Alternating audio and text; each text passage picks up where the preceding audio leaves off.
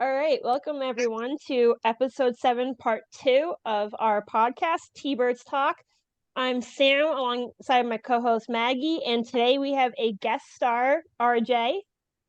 Welcome. Well, hey, thanks for having me. Of course. So RJ, we have a couple questions for you. So what got you into going to Thunderbirds hockey? That's a good one. So I'd have to say, honestly, it was back to when I was a kid. I used to go to the Falcons, and I mean the energy was always awesome in the arena then. But more or less, let's just pull up another quick thing. When you go to a football game and stuff like that, do you get to interact with the players, or do the players kind of just do their thing and then go off the field, and that's all you see? With Sure. hockey, I noticed, hey man, I'd go to the games, and even with the Falcons days, the players would come out, always be willing to interact with the fans, always be willing to take their pictures, sign stuff. So I mean, it made it the energy. That'd be the main thing for that. The energy in the arena, and again, the players themselves. I know a lot of these guys, like I was telling you in Messenger myself personally. Anez is still one of my homies. Talk to him on a regular. And to hear the guys, like I said, I mean, the ultimate goal, getting them up to NHL and getting to see these guys, basically, you're seeing them as basically a rookie. So that's definitely what made me go in. You're getting to see all these guys that are working to advance to the NHL, obviously, and getting all the energy going in a building to see these guys and get them motivated to where they need to be. That's kind of cool when you really, like you said, they do like interact with the fans a lot. And That's like huge. Exactly. You know? And it's huge because then the fans can get to know them better. Right. Yeah, they get to know them me better. after every game. They get to make like a friend, to be honest. It's like I said, I mean, a lot of these guys will end up being literally, like I said, Hugh McGing. We'll use him as a reference. He's a current player for us. We'll use him as a reference. I messaged him. I did not know him from a hole in the wall. I reached out to him when I won his Isotopes jersey at the auction. Said, hey, man, I won your jersey. Just wanted to say that I think you're a good player, and et cetera, et cetera. The kid messaged me back 3 minutes later. No way, you got my jersey. Cool. Oh, that's awesome. And then, so another prime example, and goes to show you how our team, our players work. He ended up messaging me saying, hey, at warm-ups, I'm going to look for you. During warm-ups, he definitely came over and gave me his stick.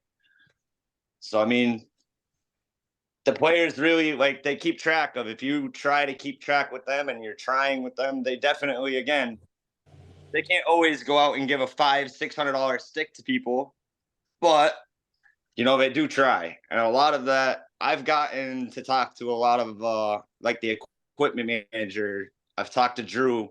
When they give those sticks out and stuff, that is 100% coming out of their pocket. So they pay for that stick. So when you see all these players giving their stick out, they're taking out of their paycheck to give you that stick. And that's awesome. That is really cool. Yep. When Charlie Lindgren used to play for us, I actually now follow his wife on Instagram. So back like in April or May of some time around there, I have his hockey stick. It is signed and still like bruised from like all the pucks that he stopped with it. I still have it currently sitting in my room right now. That's awesome. Lindgren was a beast, still is a beast. I still give him mad props from that save where he didn't even have a glove. Tried stopping it with his bare hand. Dude's a beast. Like I said, I follow his wife on Instagram now, so I talk to her a lot and everything now. So it's actually crazy. Bringing up family members of the team, that's another thing actually that I was going to say I've noticed as well. So a lot of these people, I know everybody knows that AHL Authentic does a lot of the game worn. They do a lot of the pucks. They do all that stuff. Well, prime example of something that I noticed, and it happened to me. Back to an all-star puck when Inez was in the all-star challenge. I won that puck, and I didn't know I was actually bidding against Sam Inez's father, and his father was trying to get the puck. So if you read a lot of these guys' names, the reason I'm bringing that up is a lot of these guys' family members want the jerseys as well. James McGing was trying to win Hugh McGing's jersey in this past auction that they did on AHL. And sure as hell, somebody beat him. And it's like, yo, that's his family trying to get the jersey. You know what I mean? Damn. Inez, when I won his puck, I was actually hilarious. I ended up going up and telling him, I'm like, hey, man, I'll make you a deal. I didn't know I was bidding against your dad. And obviously, if your dad wants the puck, I'm going to give him the puck. I'm like, but why don't you give me your stick? And he did. So, I mean, like I said, the players will take it. They're really, like I said, the players try their hardest to really make everything about the fans. It's not about them. They don't care. You can obviously tell, we'll bring up an older player that kind of showed his colors. Obviously, James Neal. Great hockey player, but just wasn't. Sam just looks off like, God, I haven't heard that name in a while. Yeah, I mean, James Neal, like I said, props to the man. He was a very good hockey player, but as far as his fan base, I would say again, I mean, he saw I won his jersey. All I did is go up and ask to get a picture with him in his jersey, and he gave me the rudest attitude. And I'm sitting there like, bro, I'm not even asking you for even over a picture like with me next to you in your jersey right now. Why are you freaking out? So yeah, like I said, the players, man, 99.9% of these guys are all about us. They're not about themselves. They're about seeing all of the fans in that arena and knowing that everybody in Springfield that's in that arena is going to have a good night, good time. And to me, that's huge. Like I said, when you go into if I can go into Mass Mutual Center or MGM, whatever, and have them obviously nowhere near capacity of TD Garden, but I mean, we get that place pretty loud. There's been quite a few complaints that I've been reading about lately. There are 3 people who know me on the team pretty well.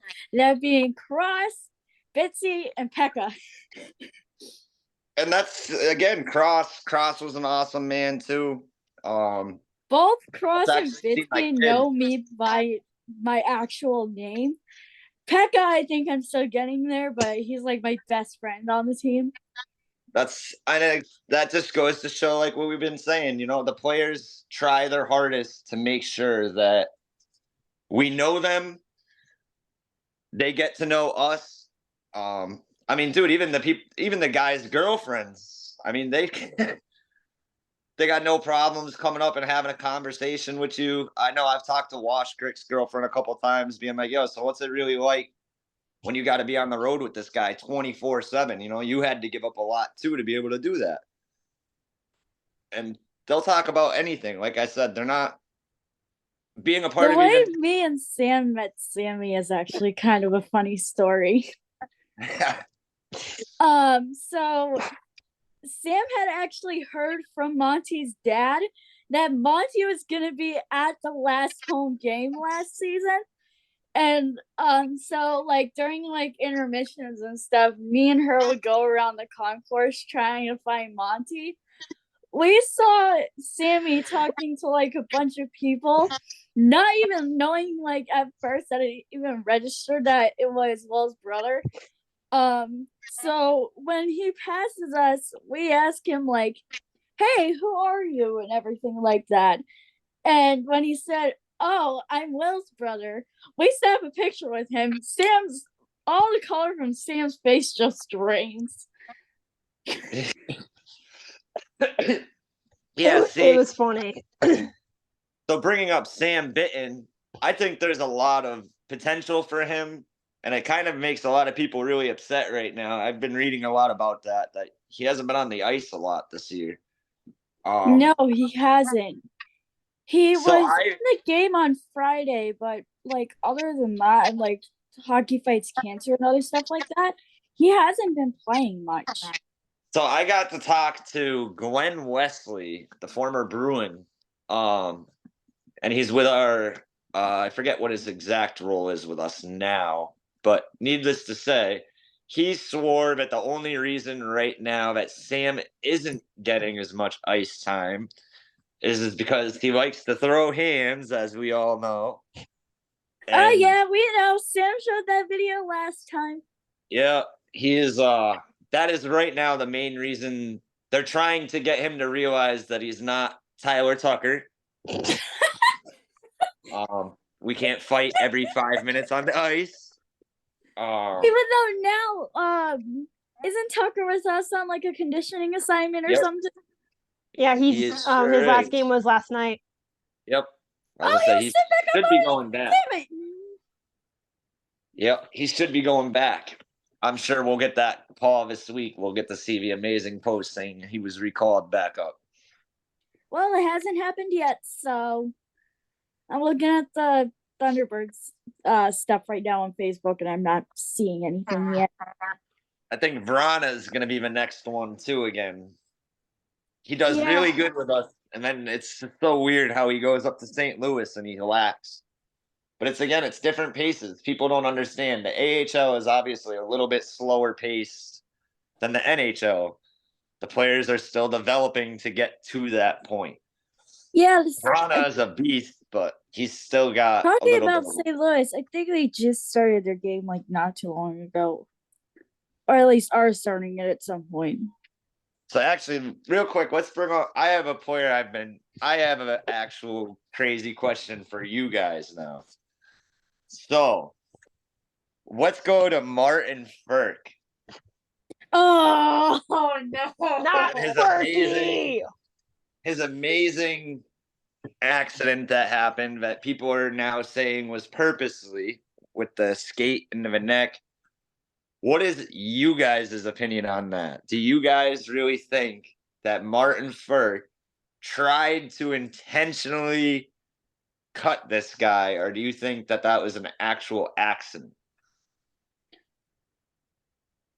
I feel like, in my own personal opinion, I feel like it might like have been like an accident, and like he like actually like didn't try to like cut him in the neck, because that would have been pulling it Adam Johnson, and yeah, we know how that ended. I mean, exactly. So, I mean, I've watched that replay, especially because that was the slap shot god right there. I've watched that replay 1,000 times. I also am a prior hockey player myself, obviously never in any kind of extent as these guys. But let me just say something real quick to stick up for Firk. If you get checked the way that he got checked and you're almost over the board, you don't think that your feet are going to go flailing a little bit because you're trying to not go over the board? You're trying to re-get on your balance so you don't go over? Yeah. So for everybody that sat there right now and is still sitting there trying to say that Martin Firk is crazy and he's trying to hurt people, I just want to say, coming even from a prior hockey player, I don't know, man. That's a really rough call. And I know Firk, and that just doesn't sound like something Firk would really be trying to do. He was really a pretty humble dude. And again, when you get hit the way he got hit, your feet are gonna flail. He lost all balance on his feet. I actually never really met Firk, but I heard he was kind of like one of the biggest fan favorites when we had him. The slap shot god. Yep. I remember watching that on All-Star Weekend, and I was like, how did his stick just not snap in half? I don't know how he didn't snap a million sticks at our games. Because, like I said, the kid was just nuts. Slap shot god. I give it to him. I would give it to him out of anybody. So, RJ, what do you think about Ellis being back on the team? I personally think that everybody didn't really give him a fair shot. Last season, he definitely let us down quite a bit. And the few times he was in the net, but I mean, he's also a newer goalie. Let's go back to Hofer when Hofer first came to us. Hofer wasn't amazing either when he first came to us. A lot of people started talking reckless. Lindgren started teaching Hofer, and now look at where Hofer is. Hofer's a beast, you know? It's everybody's got to give people time. They got to adjust. People got to realize that again now. So even with Ellis, he just got to us. He's used to playing with the Solar Bears. He's used to that team. He's used to those people. He's used to those people shooting on him right now at practice. Not used to our guys sitting there shooting on net, shooting on him. That's a whole new thing. So to me, I think it's awesome he's back. I think it's another chance to show that again, look at what he did for us the other night. He showed his true capabilities. The dude was doing some saves that were pretty insane.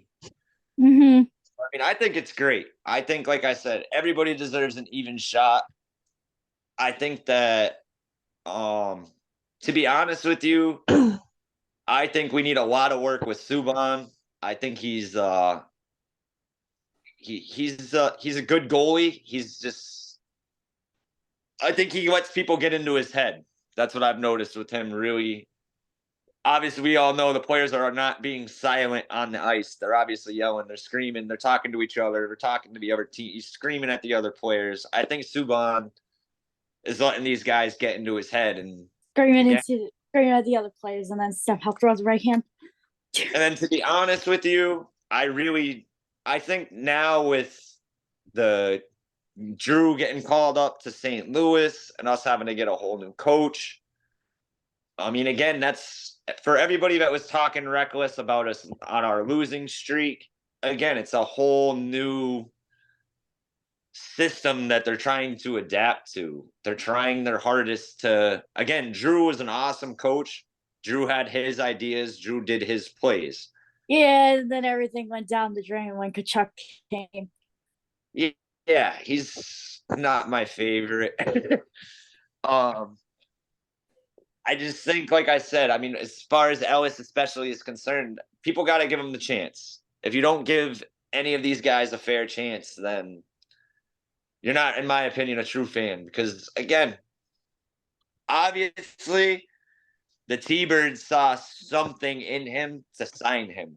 You know what I mean? They didn't just say, hey, we need a goalie. That's the only one that's available. There's a million other goalies that are available. Well, he also played for Providence and other stuff like that. Correct. And I mean, again, and that's a prime example to show. I mean, they can call anybody. Look at Cinderella or whatever his name was from East Long Meadow. Oh, Peter Carnella. I went to school with him. Correct. See, so bang. That's another guy that you went to school with. Because the other guy that plays for Anaheim. Yep, Frankie. And that's what I'm saying. So, I mean, we don't have to call necessarily somebody that would be considered to be an awesome goal. We can call a local goalie if we really wanted to. They saw something in him that it sparked them. They had interest. Obviously, even again, it's not just us that get to make the calls in this situation. Obviously, St. Louis gets a say too because we're backup players for them. That's essentially what we are. We're a backup for the Blues. And again, I think, like I said, I think Ellis is going to show with how he's been playing and the way he showed us in his debut. I think he's not. I don't think he'll be Hofer. I don't think he'll be Hofer by any means, but I think he's got potential. I think he'll end up working his way up and end up being. I mean, I don't know exactly what happened to Z. I know I heard a couple of different rumors about what happened with him. But I think, like I said, give the guy a chance, man. You guys have been giving Subban and Z all these chances. And the other thing that I've noticed, like I said, if we end up in a spot where it's a 4-1 hockey game, pull the goalie, man. You can't keep waiting. And that's the one thing Sam, you were saying something to me yesterday or the day before about Kinnear. Oh yeah, Kinnear has a tendency to pull very early. I remember having him as a head coach when we first started out here. He has a tendency to not either. He has a tendency to either pull very early or not pull at all. Yeah, it's insane. Like I said, the amount of time.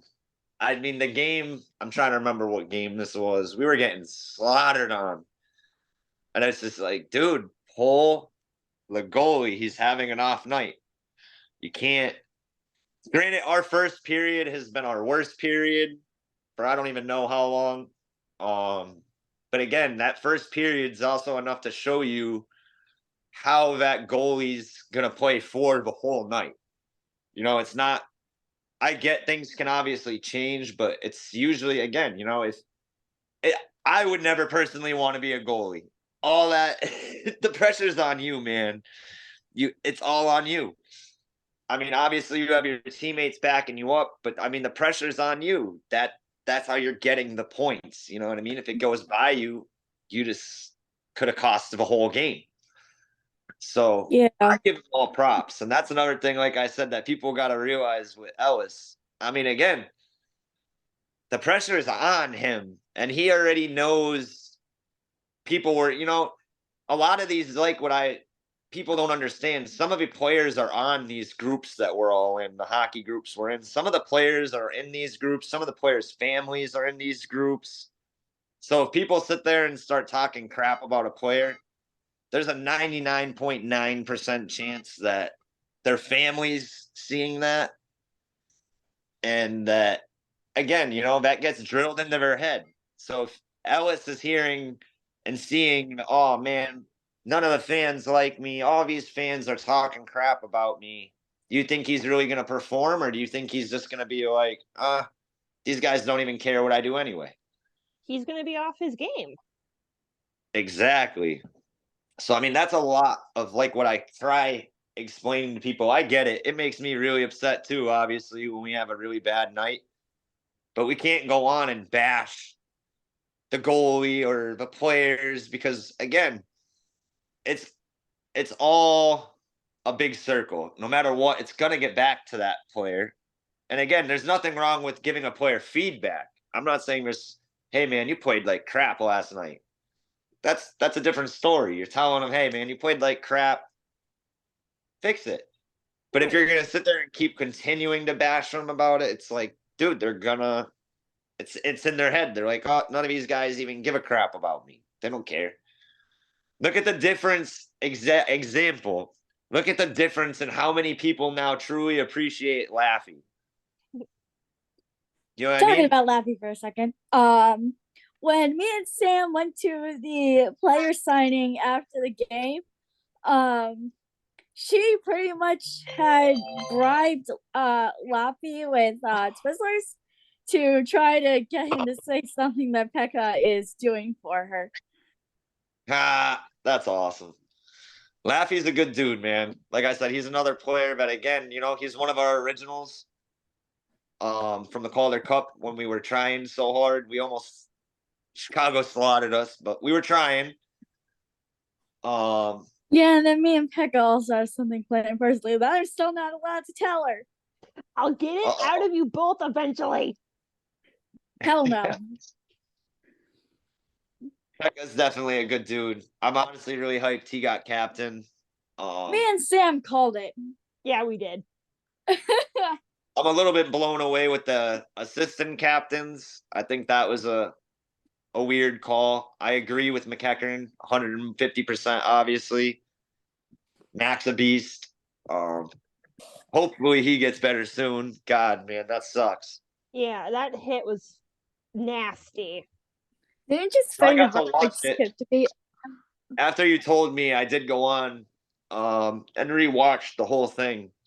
And that's definitely it's 100% a legal hit, which sucks. It's definitely a legal hit. It wasn't dirty in any way. It's just he was the littlest bit from what I see in the replay and watching it 1,000 times, slowing it down, rewatching it. He was literally the littlest bit off balance. like this sideways, and when he got hit, I'm bent. It's definitely like what Sam said. It's definitely either A, a dislocated shoulder, or B, his collarbone, because you can see clear as day when he's going, his shoulder is down, straight down. Yeah, when I saw it happen, I was watching it on my laptop, and I saw like the entire arena was just silent. Yeah, I mean that's I was another at a thing school that- dance, so I was just kind of like watching the like goals when like they came up on the AHL app. Yeah, that's nuts, man. God bless his soul. Hopefully he gets better because we definitely need Mac on our team. Definitely. But yeah, like I was telling Sam before you joined, I have 2 game summaries to catch up on and a scoring thing that I have to catch up on. Yeah, Because her and we got about 3.5 minutes left, so I want to say thank you for joining us, RJ. And as soon as this is up on YouTube, we'll definitely let you know so you can watch it. Awesome. Let Thanks your for having me. Yeah, definitely. Let your friends know if they're interested. Hit us up on Facebook. For sure, for sure. And So I seen, like I said, I did see that you guys are trying to get some players, obviously, to do these with you guys. I'm gonna reach out to a couple of the guys that I know that are currently active on our team. Like I did say, I do know a couple of them. I do if have you pretty could, that'd good be pull. great. yeah, that would be I'm awesome. gonna We're try trying my to hardest. get so what we're trying to do is we're trying to get either the Benton brothers, Pekka or McGinn to start with. So that's what I was just gonna say. I have got a lot of pull with Mr. McGing. Again, I talk to him quite frequently. I always mess with him. Always, it's just in my blood. So I'm gonna try to reach out to McGing as well for you guys, and tell him that I did one of these, and see if maybe he'd be game. I'm sure he would, to be honest with you. Like I said, he's an awesome dude. If we get him again on here, Sam, Lindsay's gonna kill you. Yeah, my sister is a huge fan of McGinn. They actually share a birthday. Oh snap!